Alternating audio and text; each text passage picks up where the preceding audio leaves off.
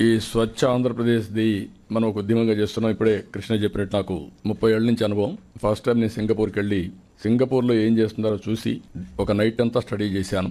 అక్కడి నుంచి వచ్చి హైదరాబాద్లో నైట్ క్లీనింగ్ స్టార్ట్ చేశాం.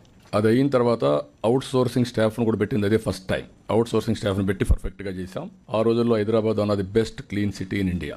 అది అయిన తర్వాత మనం క్లీన్ అండ్ గ్రీన్ ప్రోగ్రామ్ పెట్టి రెగ్యులర్గా చేశాం.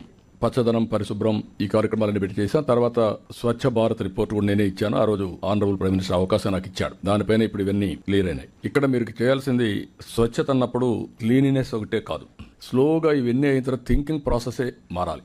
ఇది వైలెన్స్ కానీ లా అండ్ ఆర్డర్ కానీ ఒక మోడల్ సొసైటీ రావాలంటే ఏం చేయాలో దానికి ఆలోచిస్తున్నాం. ముందు చెత్త అంతా ఉంటే అవన్నీ మనం చేయలేం కాబట్టి ముందు దీంతో స్టార్ట్ చేసాం.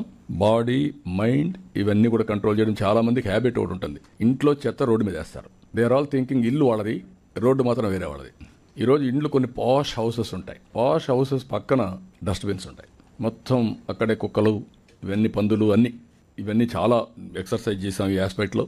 పోతూ పోతూ డ్రైన్స్ ఉంటే డ్రైన్స్లో చెత్త అంతా వేసేవాళ్ళు. డ్రైన్స్ అన్నీ ఎక్కడికక్కడ క్లోజ్ అయిపోయాయి. అక్కడి నుంచి వర్షాలు వస్తే ఆ ఫ్లడ్ వాటర్ అంతా ఇళ్ళపైన వచ్చేది. చాలా ట్రావెల్ చేశాను దీంట్లో, కాబట్టి మీకు గుర్తుపెట్టుకోవాలి.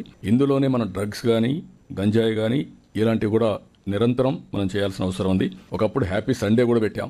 హ్యాపీ సండే పెడితే సండే వచ్చి వాళ్ళకు తెలిసిన టాలెంట్స్ అని ఎగ్జిబిట్ చేసేవాళ్ళు. ముగ్గులు వేసేవాళ్ళు, ఇంట్లో ఏదైనా వస్తువులు తీసుకొచ్చి పెయింట్లు తీసుకొచ్చి పంచేవాళ్ళు. వాళ్ళకి ఏ టాలెంట్ ఉంటే ఆ టాలెంట్ అంతా కూడా ఎగ్జిబిట్ చేసి హ్యాపీ సండేలో సాంగ్స్ పాడేవాళ్ళు. చాలా బ్యూటిఫుల్. కంటే మనిషి రాత్రి అంతా మీకు గుర్తుపెట్టుకోవాలి, వారం అంతా పనిచేసిన తర్వాత స్ట్రెస్ బరస్టర్ ఉండాలి. ఇప్పుడు లాఫింగ్ సొసైటీలు వచ్చాయి, నవ్వు షౌటింగ్ సొసైటీలు వస్తున్నాయి.